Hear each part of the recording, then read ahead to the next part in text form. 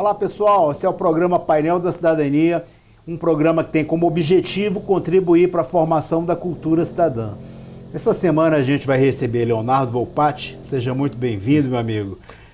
Muito obrigado, Rossi, muito obrigado pela oportunidade de estar aqui mais uma vez falando com você e todo mundo do programa Painel da Cidadania. Estamos aí, Leonardo Volpatti é cientista político, advogado e está sempre nas articulações da Câmara Federal e em articulações políticas. Ele tem uma empresa que faz análise de dados de como está a movimentação política. A gente vai falar um pouco disso e vamos falar também sobre o Ministério Bolsonaro. Será que ele vai conseguir formar um ministério forte sem a presença e sem a artimanhas que existe no Congresso Nacional para indicar cargos, ministros e presidentes de estatais e outras coisas?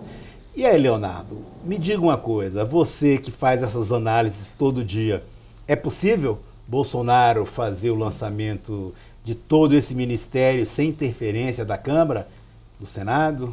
Rócio, ele está testando um novo modelo. O modelo que nós tínhamos antigamente era um modelo em que, para ter maioria no Congresso Nacional, o presidente tinha que realmente fazer uma parceria com os partidos que têm bancadas grandes no Congresso. Então, qualquer proposta que o presidente tem interesse que passe, que vire uma lei, que vire uma política de governo, tem que passar pelo Congresso Nacional, que é a Casa do Povo, que é o Parlamento brasileiro. Para isso tem que ter maioria. Para ter maioria, tem que agradar as bancadas partidárias. E Bolsonaro, nesse momento, todos os governos anteriores, Fernando Henrique, Lula, Dilma, eles conseguiram conciliar os interesses dos parlamentares, dando ministérios, loteando cargos públicos, participações em estatais e agências reguladoras e tudo mais. Bolsonaro está testando esse modelo. Agora, o critério dele não é o critério realmente de escolha por bancada, por força partidária. É um critério que, no meu entendimento, são 4 vertentes. São generais, que é o grupo de apoio dele, o segmento social que elegeu ele. São alguns amigos pessoais, estão ligados a ele, que participaram da campanha e tudo mais. Independente de partido e de bancada temática. Eu acho que é como o caso do DEM. Eu acho que é o último critério dele. O DEM, especificamente, já ganhou pelo menos 3 ministérios aí, tem grande força no governo, apesar de não ser o partido mais forte na Câmara e nem no Senado. Exatamente. O DEM, eu acho que na Câmara está em 8º ou 9º. É, mais ou menos isso. Então, é realmente uma tentativa de mudança de modelo. Vamos ver se ele vai funcionar e a gente vai ver se vai funcionar na reforma da Previdência. E a indicação do juiz Sérgio Moro, que hoje vai ser o ministro, super-ministro, né? A pasta da Justiça vai ficar mais equipada, vai estar maior do que ela hoje é. Como é que você vê isso daí sendo colocado um juiz no ministério? Tanto é que o ex-presidente Lula está pedindo absolvição, né, dizendo que há vício no processo e ele pede anulação de todo o julgamento por conta disso, né? Será que ele entra um tanto quanto viciado no governo? Olha, para a gente entender a formação do governo Bolsonaro, a gente fez um trabalho extenso agora sobre o perfil dos membros da equipe de transição do Bolsonaro, ou seja, aqueles que vão realmente compor o governo a partir do dia 2 de janeiro. A gente percebe que realmente Bolsonaro está com uma estratégia de valorizar as pessoas que o elegeram. Então, são grupos que pediam intervenção militar, ele colocou general nas pastas. São grupos que defendem o juiz Sérgio Moro, então, ele colocou o juiz Sérgio Moro como ministro da Justiça. Então, o Bolsonaro, ele realmente vai trabalhar de fora para dentro. Ou seja, ele vai realmente trazer o apoio popular como grande trunfo na mão para pressionar a Câmara a votar em pautas que têm interesse para o governo Bolsonaro. A gente vê isso daí e vê também que os filhos do próprio presidente Bolsonaro têm uma influência muito grande, né? Ele chega até a entrar em contradição em linhas diferentes do que próprios ministros, né? Que escolhidos pelo presidente Bolsonaro, causa até um mal-estar. Agora, eles estavam fazendo transição, uma indisposição entre um dos filhos do Bolsonaro com o ministro Onyx Lorenzoni fez com que houvesse um frisson isso causa também assim uma indisposição do mesmo grupo, né? Que deveria ser o mesmo grupo e deveria estar coeso, pelo menos nesse momento de formação de grupos. Ah, com certeza. Eu acredito que essas indisposições sempre acontecem a qualquer governo, né? Os filhos, eu acho que é o primeiro caso que há uma família realmente, desde do Império, que está comandando o país. Tem os 3 filhos, e o presidente. Então tem um filho na Câmara Federal, isso, que é o Eduardo. No Senado é o Flávio. O Carlos ficou sem cargo, mas ele é responsável pela coordenação da comunicação e tudo mais. E realmente esses debates de qual que é o espaço de poder de cada um, ou seja, o Onyx vai cuidar só da Câmara e da articulação, mas aí tem o Flávio que cuida do Senado, aí tem o Eduardo que cuida da Câmara também, aí tem o Mourão que também quer fazer articulação. Então isso vai ter, até onde chega a competência de um e onde termina a competência do outro. Mas eu acho que isso vai se tornar mais claro a partir da posse, né? Porque aí no dia a dia do poder vai acabar se formalizando algumas posições e aí o governo tende a ser executado de uma determinada maneira. Verdade. Você citou aí agora há pouco que o Bolsonaro está tentando colocar um novo modelo do tratamento dos chefes do executivo com o parlamento, com o poder legislativo.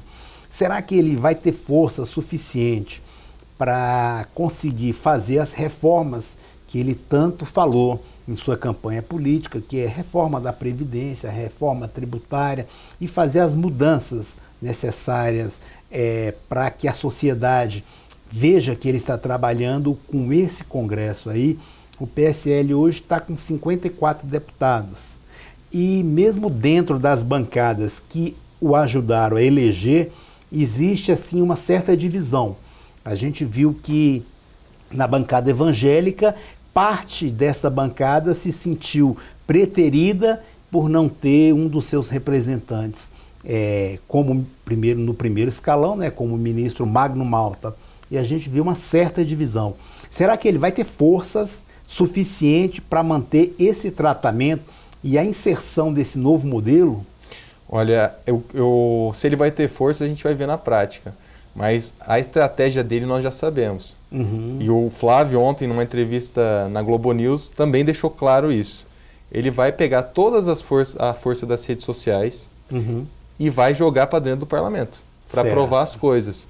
Então, a estratégia deles é não romper com uma narrativa, ou seja, não vou fazer presidencialismo de coalizão, não vou lotear cargo público, não vou pôr político tradicional no meu governo, vou pôr general, vou pôr gente com capacidade técnica, que é o segundo escalão inteiro, são realmente servidores de capacidade técnica, principalmente engenheiros da área da carreira de infraestrutura.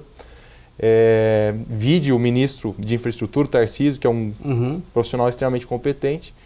E a partir disso, não rompendo com a narrativa das redes sociais, com aqueles que me apoiaram a chegar à presidência, eu vou colocar essas pessoas sem uma decepção prévia para me apoiar nas reformas que eu preciso.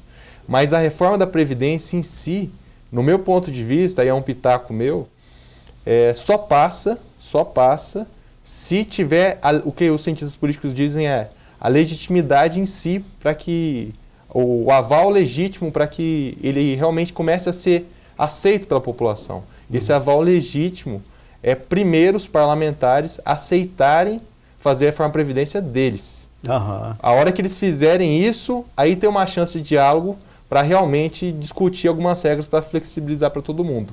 Então, se os parlamentares não aceitarem isso, os ministros da Justiça, os ministros do Judiciário, os juízes do Judiciário, não entenderem, Judiciário é ótimo, né? Não entenderem isso e não aceitarem isso, eu acho que fica inviável qualquer negociação. Então, eu acho que você tentou falar aí com relação a esse apoio que ele teve nas redes sociais, esse apoio popular, ele vai tentar substituir esse apoio por falta de apoio parlamentar e ver no que vai dar. Isso daí, tentar dar uma forçada pelo apoio popular, né? Com certeza. Agora, Leonardo, você fez o estudo agora sobre a transição. Vamos comentar alguma coisa sobre isso aí, o que você sentiu nesse estudo que você fez, que diferente dos outros governos, que a gente poderia tomar como positivo. O que eu senti de diferente, realmente, primeiro, a transição, o governo Temer tem feito uma colaboração muito grande com a equipe de transição. Eu não vi isso desde a passagem da faixa presidencial de Fernando Henrique para Lula. Mesmo que não precisou também, né? Mas, isso, exato. Mas eu vi que teve uma equipe de transição que está realmente colaborando, porque a gente não vê isso nos governos de Estado, por exemplo. Não vê. Está colaborando muito com o governo Bolsonaro, tanto na parte técnica, quanto na de informações, para entender o quadro atual do governo federal. E a diferença que eu vejo muito grande é a não presença de políticos tradicionais, de caciques tradicionais comandando esse processo.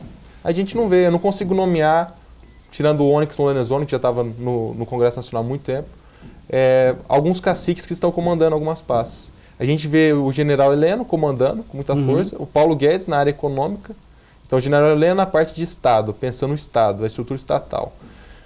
O Paulo Guedes pensando na estrutura econômica. E você vê assim uma ausência de políticos tradicionais. Você vê alguns amigos próximos ao Bolsonaro, você vê muita influência das redes sociais na tomada de decisão de escolha de ministros, mas você não vê realmente políticos tradicionais. E eu acho que essa é a grande inovação. Entendi. Uma outra coisa que a gente vê também que ele está falando de diferente é o estilo, o tratamento que ele vem dado, até a procura mesmo. Eu achei assim, tanto quanto até estranho, desrespeitoso e deselegante uma reunião que ele teria marcado com o presidente da Câmara atual e presidente do Senado atual, e ele simplesmente desmarcou essa reunião que seria aqui em Brasília, mesmo ele estando aqui. Ele preferiu desmarcar do que fazer aquela conversa, seria assim, uma conversa... Institucional, né? Institucional e própria dos chefes do Executivo. A gente via como o Fernando Henrique conversava com o parlamento. O próprio Lula também tinha um diálogo aberto com todos os parlamentares. O próprio governo Temer também tem esse diálogo com os parlamentares e ele evitou esse primeiro encontro e não sei o porquê. E ele está colocando dificuldades para conversar com parlamentares. Embora hoje ele já marcou uma reunião com alguns caciques partidários para fazer algumas conversas, o que demonstra que ele não está tão indiferente aos partidos. Mesmo porque se a gente for colocar somente discussão com bancadas, a gente vê que quem é o líder da bancada? A gente não tem o líder da bancada, porque dentro da própria bancada existe vários segmentos, digamos assim, subbancadas dentro de uma bancada maior, como por exemplo a bancada evangélica, várias denominações cristãs que estão ali e cada uma quer um pedaço do bolo, quer um pedaço do poder. Só o poder parlamentar não é suficiente. Isso daí a gente vê que ele tem uma certa dificuldade ainda. Eu acho que, Rossi, nesse caso especificamente, o Bolsonaro ele está atendendo, ele está de olho nas redes sociais. É isso que ele faz. É o termômetro. Ele olha as redes sociais. Se ele senta com o Eunício Oliveira, que não foi eleito. Não foi eleito. Não foi eleito. E vai lá tentar negociar. Ele, primeiro, vai negociar o quê? O cara não vai estar ano que vem, quando ele for presidente. Segundo, as redes sociais vão falar, tá vendo? É mais um presidente que foi lá negociar com os bandidos do parlamento. Ele se incomoda com a fotografia. Exatamente. Eu acho que ele vai buscar escantear esses políticos que estão com a imagem queimada nas redes sociais por votações, por escândalo de corrupção, por lava-jato. Ele não quer tirar foto com esses caras, ele não quer diálogo com esses caras. E ele vai montar um governo à parte, com algumas lideranças, com alguns parlamentares de confiança dele, que vão aderir ao projeto dele. E quem não aderir ao projeto dele, às propostas dele, ele vai pôr a sociedade para pressionar. Vai ser uma pressão de fora para dentro. E através das redes sociais. Hoje o Jucá fez uma declaração de que o MDB está livre, de certa forma, vai estar neutro no governo Bolsonaro. Alguns filiados, governadores, deputados que quiserem estar com o governo Bolsonaro, está livre para isso. Os que não quiserem participar também estão livres. o MDB está neutro nesse governo Bolsonaro. Ele não optou, e o Jucá também não foi eleito, né? Há muito tempo. O PMDB é governo, né? Sempre, né? Sempre foi. O que eles estão tentando fazer, na verdade, é negociar, né? Chamar para uma conversa. Bolsonaro, ele sabe que ele não pode romper com a narrativa dele de se aliar à política tradicional. Ele vai cooptar essas pessoas para aprovar a reforma da Previdência e outros que precisam de um quórum mais qualificado através de pressão. Através de ou você se alia ou você vai sofrer pressão das pessoas nas redes sociais. Eu vou expor seu nome. E eu vejo uma coisa interessante, Rossi, que eu voltei do Congresso Nacional semana passada, eu fui lá na quarta, e eu encontrei alguns parlamentares, amigos, e eles falaram, cara, a reforma trabalhista, todos os parlamentares aqui sentiram a pressão nas urnas. E muitos perderam a eleição por causa disso. Então eles sabem que a pressão nas redes sociais, quando acontece aquelas listas de parlamentares que votaram a favor da reforma trabalhista no grupo de WhatsApp, isso tem uma repercussão. E a internet, diferente de outros veículos do passado, ela não deixa você esquecer nada. Sempre alguém tira do fundo do baú alguma coisa e joga. Próximo a uma eleição importante, as pessoas votam lá, quando vai haver uma votação importante, coloca lá e faz a pressão. Mas eu vi que o governo Temer, apesar de haver já essa mobilização nas redes sociais, ele teve uma facilidade. Primeiro, para votar as reformas, como você falou, e com deputados arrependidos de terem votado a favor, e também com relação ao arquivamento da denúncia contra ele pela PGR. Sim. Como o Temer não tinha legitimidade das urnas, ele não tinha esse recurso de poder. Ele sempre foi um político do parlamento. Ele foi presidente da Câmara por 2 vezes. Então ele já conhecia o jogo no parlamento e ele buscou se chancelar politicamente, se manter no poder através da força no parlamento, que era a única instituição que podia tirar ele realmente do poder, tendo em vista que ele já tinha uma rejeição muito alta com a população. Então ele conseguiu articular muito bem com caciques tradicionais e realmente aprovar algumas coisas para o Brasil. Agora, o Bolsonaro, então eu diria que o Temer foi um governo quase que semi-parlamentarista. Sim, perfeito. Ele deu muitas lideranças para o Romero Jucá, para alguns líderes do parlamento, que faziam quase um papel de, digamos assim, primeiro-ministro ali. Exato. Agora o governo Bolsonaro não. O governo Bolsonaro vai tentar ser um governo presidencialista típico. Ele vai ter muita força e ele vai tentar utilizar essa força das urnas para realmente impor algumas pautas no parlamento. E para impor essas pautas, ele vai utilizar as redes sociais como nenhum presidente conseguiu utilizar até então. Isso não seria assim um tanto quanto perigoso? Você que tem acompanhado aí as redes sociais com esses seus estudos, fazendo esse acompanhamento quase diário, tanto de temas e de pessoas, tanto no Congresso Nacional como no Poder Executivo, será que não seria muito arriscado ele arriscar isso daí?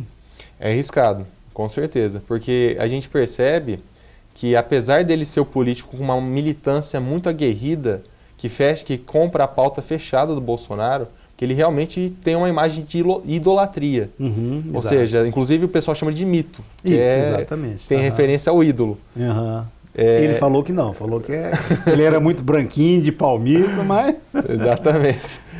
E aí é difícil realmente, a gente nunca teve uma experiência assim, que um presidente fala direto com as pessoas e escanteia o parlamento de certa forma, mas porque nas redes sociais você vê que muitas vezes muda o discurso, dependendo dos argumentos.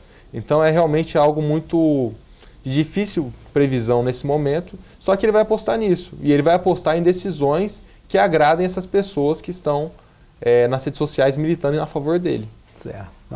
Agora, lembrando para você de casa que você pode assistir esse e outros programas através do website paineldacidadania.com.br, solicitando através de mensagem de WhatsApp 6199-811-4665, ou também nas nossas redes sociais. Todas são Painel da Cidadania. Agora, Leonardo, uma coisa que a gente vê também, a escolha dos ministros. ele escolheu ministros técnicos. E será que esses ministros técnicos terão o poder de serem ministros? Porque de quando eu começo a entender, conversar sobre política, todo cargo de primeiro escalão é cargos políticos, para que ele possa negociar tanto com o chefe do executivo quanto aos seus subordinados, aos parlamentares, para trazer as emendas necessárias para tais projetos e saber dividir um pouco o orçamento de cada pasta de acordo com os municípios, os estados. Essa parte técnica, ele escolheu um astronauta para ser um ministro. Será que ele tem a manha suficiente, tem como é que se diz? Um jogo de cintura para lidar com tudo isso? Porque ele é astronauta, ele sabe a parte técnica, científica, estudou para isso. Será que ele... Porque diferentemente de alguns generais que ele escolheu para ter aí, como o general Heleno, que sempre teve uma articulação boa e é um militar político. Como é que a gente pode ver essas escolhas aí? Olha, eu acho assim, realmente, na minha experiência política no parlamento, eu nunca vi uma situação como essa.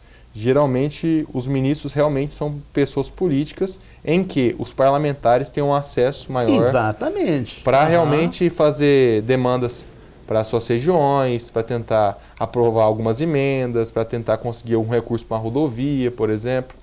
Agora, nesse caso, um astronauta que tem um perfil técnico, é tenente-coronel, ele é um cara reconhecidíssimo, sabe muito de ciência, mas você colocar em uma posição de decisão política, é difícil a gente entender se isso pode dar certo, tendo em vista que como é que ele vai entender o processo de negociação com parlamentares? Não, então não vai ter processo de negociação com os parlamentares? Vai blindar ele? Vai colocar o ministro para ser um técnico de alto escalão para tocar o ministério? A gente sabe que na política, muitas vezes, é muito mais liderança. Exatamente. Do que você saber a matéria. Muitos cargos são políticos, porque para você fazer gráfico, você estudar, você contrata técnicos. Isso que a gente tem visto muito bem. E a gente viu o governo da Dilma, ela tentou ser uma espécie de uma primeira-ministra ali, com mãos de ferro, e a gente viu o resultado da presidente Dilma no que aconteceu. A gente viu outros presidentes, o Bolsonaro é o 5º presidente eleito após a redemocratização. 2 desses presidentes sofreram impeachment, Collor e Dilma. Os únicos que terminaram os mandatos completos foi Lula e Fernando Henrique. Essa mão de ferro, esse braço duro, em algumas ações a gente sabe aonde leva. Será que isso vai ter resultado se ele não tem uma certa flexibilidade, esse jogo de cintura que você falou aí? Isso aí pode inviabilizar algumas pastas, né?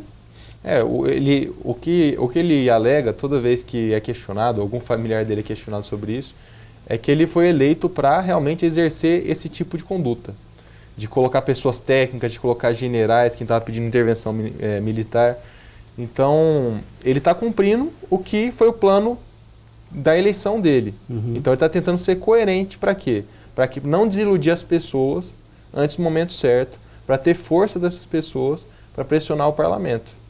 O que acontece? Se ele abre alguma brecha nisso e ele perde a narrativa, o parlamento engole ele, assim como engoliu vários presidentes por aí. Exatamente. Então, ele está tentando ser duro nisso e ele tem uma diferença da Dilma. Ele colocou pessoas realmente da confiança dele nos ministérios. A Dilma, ela abriu mão para indicação de partidos. Ela aceitou as indicações partidárias. E o ruim de você aceitar as indicações partidárias é que, às vezes, o cara indicado pelo partido para ser ministro, ele está lá para viabilizar recursos para o partido dele. Então, se acontece alguma falcatrua, alguma coisa, quem paga a conta não é o ministério, é a presidente. Então, o Bolsonaro ele se fechou. A equipe dele está coesa nisso.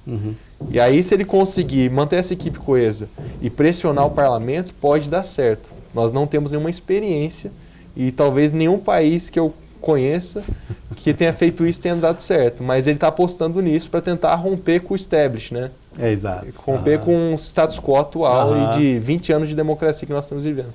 Exatamente. Agora, e com relação ao STF?